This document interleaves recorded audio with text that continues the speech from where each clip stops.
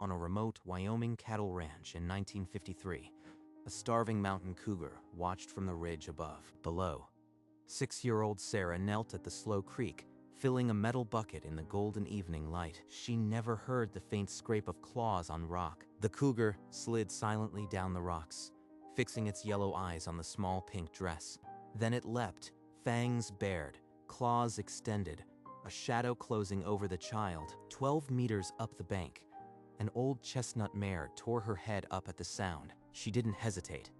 She charged full speed, ears flat, teeth bared. In that frozen second, the cougar's claws reached for the girl's neck. The mare was a blur of fury, but no one else was anywhere near.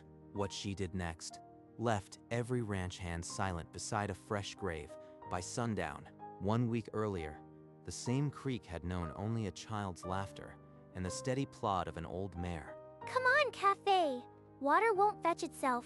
You are slower than Pa's old wagon, but I reckon you are still my best girl. Cafe, a 19-year-old chestnut mare too old for ranch work, followed the girl everywhere, unbidden. That girl and that old mare. She's my little shadow. Can't separate them. Found cougar tracks near the creek again. Thomas, big one, fresh too. He's getting bold. That evening, a distant growl rolled down from the ridge, low and hungry. Don't you listen to that old wind, Cafe. It's just the mountains talking. Nothing's gonna hurt us while we're together. That cougar's too close. I've got to keep her near the cabin now. No more wandering to the creek. But Sarah only saw the golden light and felt the warm breath of the mare, who had never once left her side, not since the day she was born. Neither of them knew what was already sliding down the rocks toward the creek. By dawn, the tracks were already there, pressed deep into the mud beside the creek. That's not an old print. Cougar was here right where Sarah fills her bucket. That cat's hunting my little girl. It knows exactly where she'll be. Hank, you don't let that girl out of your sight. Not for a second. You hear me? I hear you, boss. I won't let nothing get close to her. Then Thomas looked up and saw it. A mountain lion perched on the ridge, staring down. He's been watching us this whole time. He's just waiting for the right moment. But 100 yards away, Sarah was laughing, weaving a dandelion chain around Cafe's neck, and the cougar's yellow eyes never blinked. The next evening would end with a scream that brought every ranch hand running. Stay near the cabin, sweetheart. I'll be back before the sun touches the peaks. Don't wander off now. Ah, the water bucket's empty. Cafe and I just go to the creek. It's only a minute. I shouldn't leave her, but the fence is down in the north pasture. It won't take long. She'll be fine. Cafe, let's go. Pa won't mind. He's busy anyway. The water won't fetch itself. The old mare hesitated, ears flicking toward the ridge, but she didn't refuse the child's pull on her halter. On the ridge, the cougar began its descent, claws silent on granite, a ghost in the dying light. It moved with a predator's patience, each step deliberate, its eyes never leaving the pink dress. Almost full, girl. Then we'll head back. I promise you an apple and a good brushing. The bucket scraped against stones, water sloshing over the rim, and Sarah hummed a lullaby her mother used to sing. The cougar crouched, tail twitching, its hind legs coiled like springs, ready to launch at the small pink dress. The cougar exploded from the rocks, a blur of tawny fur and claws aimed at the pink dress. Aimed her claws, but 12 meters away. The old chestnut mare lunged forward with a scream that drowned out the snarl. They collided in a storm of dust and fur, the mare's chest slamming into the cougar like a battering ram. Papa, cafe. Cafe's hooves struck the cougar's jaw with a sickening crack, and the cat's bite found only the mare's shoulder. The cougar, bleeding heavily from its broken jaw, staggered backward and fled into the brush. 100 meters in, it collapsed and died, but the old mare was already painted in her own blood. Cafe, please get up. Please, girl, don't leave me. 4 deep gashes ran across Cafe's chest, and one on her neck, but underneath her, Sarah was untouched. The 90-second fight had ended. The only sound now was the mare's ragged breath and the distant hoofbeats of men who were too late. The hoofbeats became Thomas and two hands, pulling up at the creek with cries of horror. Sarah. Oh, thank God. Are you hurt? Not me, Pa. Cafe jumped in front of him. She's hurt real bad. Please, Pa, save her. Thomas lifted his daughter, then turned to the bleeding mare. The hands were already fashioning a sling. Easy, old girl. You saved my baby. We're gonna get you home. They coaxed Cafe onto the wagon, and the slow procession to the barn was silent, but for the drip of blood. I am not leaving her, Pa. She didn't leave me. I am staying right here. Sarah pressed her face into Cafe's neck and felt the weak nicker that answered, as if the mare understood. Jim, ride to town like the devil's on your tail. The vet has to get here tonight. Jim was already at a full gallop before the barn door closed, hoofbeats fading into the dusk. The hours crawled. The barn lantern burned low. Sarah never once let go of the mare's neck. As dawn touched the ridge, Dr. Miriam Cole rode in, her horse lathered, her medical bag slung across the saddle. I came as fast as I could. Thomas, get me hot water and clean cloths. This is going to take a while. She knelt in the straw, lifted the bloodied dressing, and her face went still. The wounds are deep, but she's stopped bleeding for now. I need to clean and stitch them immediately. For the next hour, the barn was silent, save for the snip of iodine-soaked cloth and the mare's shallow breaths. Can you save her, Doc? She's everything to my little girl. Please. I've done all I can. These next 24 hours are critical. She's lost a lot of blood. You might want to say your prayers. Is she gonna die, ma'am? She's a fighter, sweetheart. I've never seen a horse do what she did. We'll watch her close, and we'll pray. As darkness thickened, Sarah refused every plea to come inside. She would not leave the stall. I promised her an apple and a brushing, Pa. I ain't leaving till she gets it. At least, take the blanket, little shadow. She'd want you warm. Sarah pulled the quilt over her shoulders and leaned close to Cafe's ear, whispering into the night. Remember when we raced through the north pasture? You let me win every time, you silly old girl. The night wore on, and inside that barn, the steady flicker of the lantern answered the rise and fall of the mare's chest. At first light, Cafe lifted her head from the straw and let out a weak but unmistakable nicker. Pa! She nickered! Pa! She's still fighting! Thomas found them. A little girl in a pink dress, holding out a handful of hay, and the old mare nibbling gently. That's a good sign. She's got more heart than any horse I've treated. If she keeps this up, she might just fool us all. 2 days passed in a fragile peace. Cafe even struggled to her feet, once leaning against the stall wall like a tired giant. Maybe she'll pull through after all, Jim. That horse has more stubborn than a mule. Sarah sat beside Cafe, reading aloud from her picture book. And for a moment, the world felt whole. But on the third evening, Cafe's body went hot. Her breathing turned shallow and quick. She's burning up. Jim, get the vet back here now. Jim rode out again into the dark, and Thomas stood in the stall, praying. The infection has taken hold. Her temperature is dangerously high. I'll do what I can, but this is bad, Thomas. Very bad. Is there nothing more we can do? We can try more poultices, but it's in God's hands now. Dr. Cole peeled back the bandage, and the smell hit the stall before the sight did. The wound tracks are deep, and the infection has spread into the tissue. Thomas, I won't lie to you. At her age, with this kind of sepsis, I've done everything I can. It's not going to be enough. How long?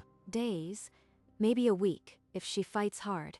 She's not in pain yet, but I'd make the time count, Thomas. Tell that to a 6-year-old who thinks that horse hung the moon. But Sarah had already heard. She stood in the dark of the stall, frozen, her pink dress smudged with straw.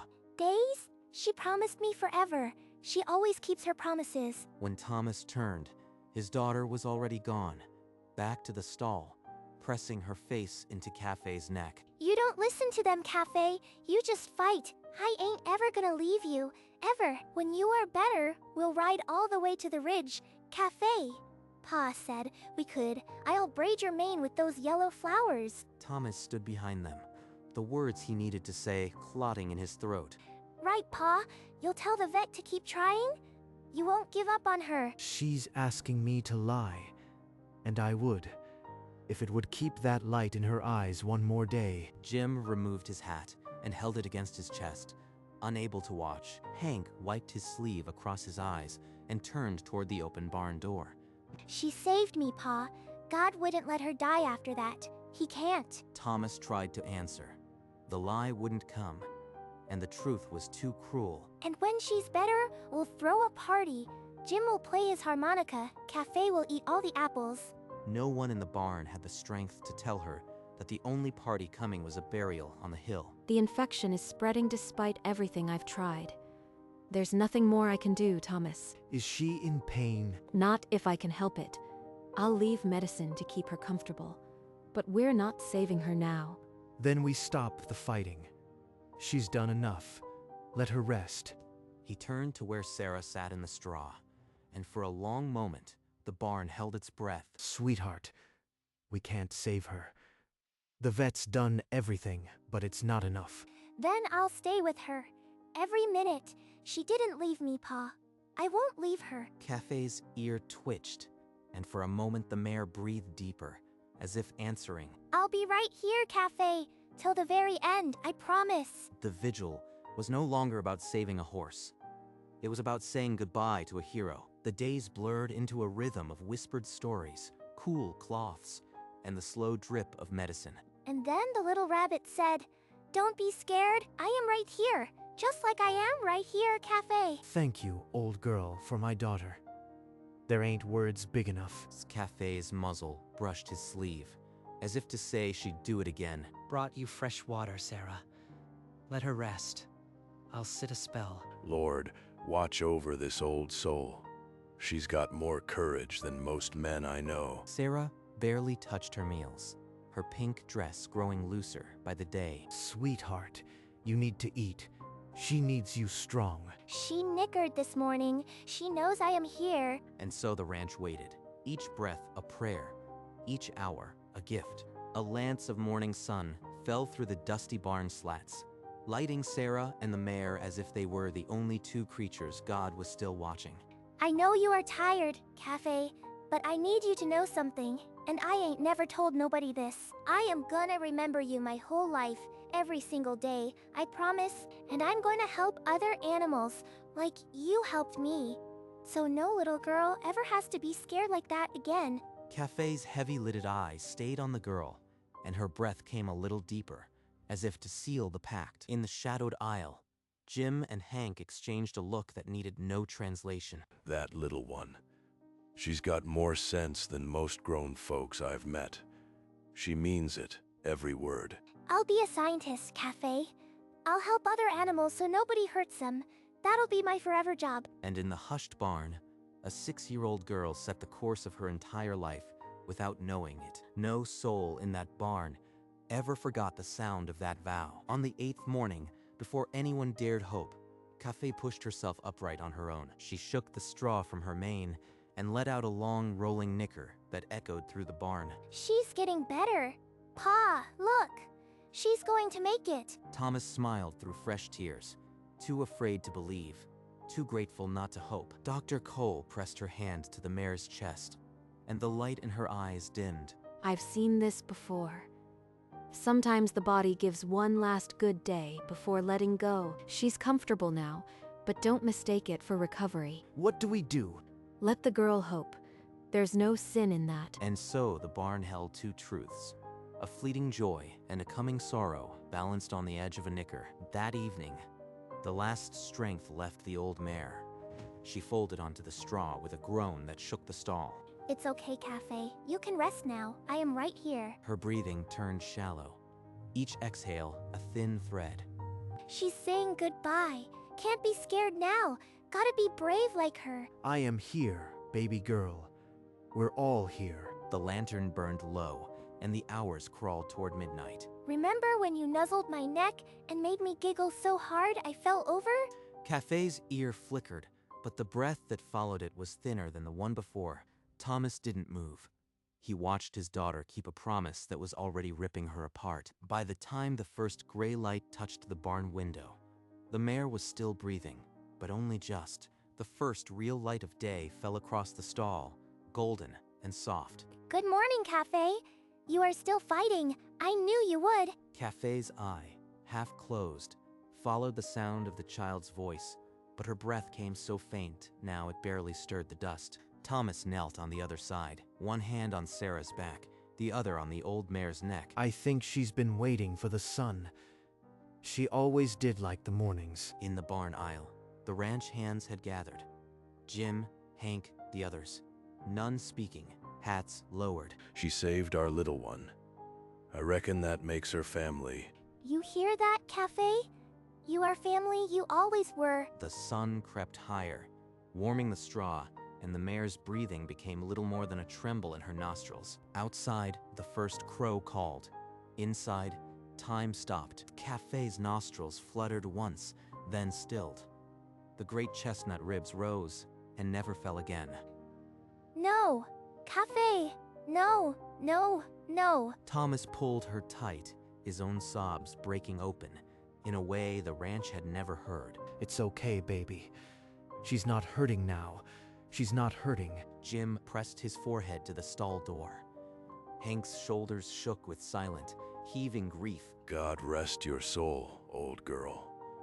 You earned it 100 times over. The sunbeam that had followed them all morning crept onto the mare's face, gilding the stillness.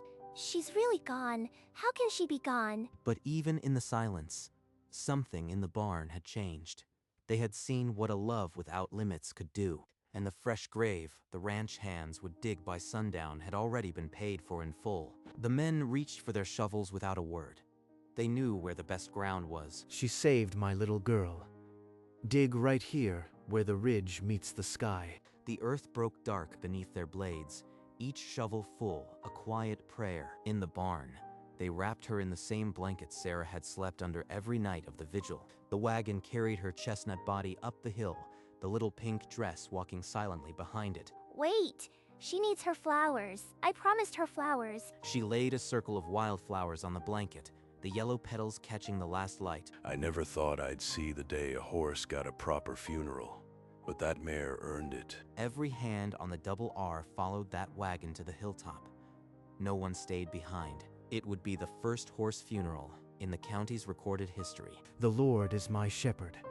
I shall not want. He maketh me to lie down in green pastures. His voice cracked, but he didn't stop. The words fell over the grave like a final blanket. One by one, each hand stepped forward and let a fistful of earth fall onto the wrapped body. For you, Cafe, so you know I meant it. She placed a single yellow flower on top of the mound, her fingers trembling. The only sounds were the wind and the quiet, broken sobs of grown men. The sun settled behind the ridge, painting the sky in fire and gold. By the time darkness fell, the grave was filled, and the double R had never been so silent. Every ranch hand there had tears on his face, just as the title promised. The little pink dress stood alone at the graveside, long after the lanterns went out. The next morning, Sarah led her father to the grave with a plank of cedar and a hammer. Papa, can we make a cross so everyone knows a hero is buried here? Thomas knelt in the dirt and carved 8 letters into the wood. A-A-F-A. There. Now she'll never be without her name. Sarah touched the cross, her fingers tracing each letter as if touching the mare one last time. I'll come back every year, Cafe. Every the 18th of August, I promise on my heart. Thomas watched his daughter make a vow that she would carry far beyond childhood. Life on the double R returned, but every hand worked with a new gentleness, a new understanding of what loyalty could cost. And inside the barn, pinned above the empty stall, a child's crayon drawing of a chestnut mare stayed for years. The world kept spinning, seasons turned, but on that hill, a promise waited for its keeper. 32 years later, on a golden the 18th of August, a woman in field gear walked the familiar hill. Dr. Sarah Reeves, wildlife biologist, knelt beside the now weathered wooden cross. She carried the same wildflowers a little girl in a pink dress had promised a lifetime ago. I kept my promise, Cafe. Every year, every the 18th of August. Her work had taken her across the West, studying and protecting the very species that once stalked her because of an old chestnut mare who threw herself between a child and a cougar. She touched the carved name on the cross and let the silence hold everything that needed no words. The sun dipped below the ridge, painting the sky in the same fire and gold it had 32 years before. And the promise a 6-year-old made in a dusty barn stall echoed still, kept for a lifetime. Love doesn't end, it just changes shape.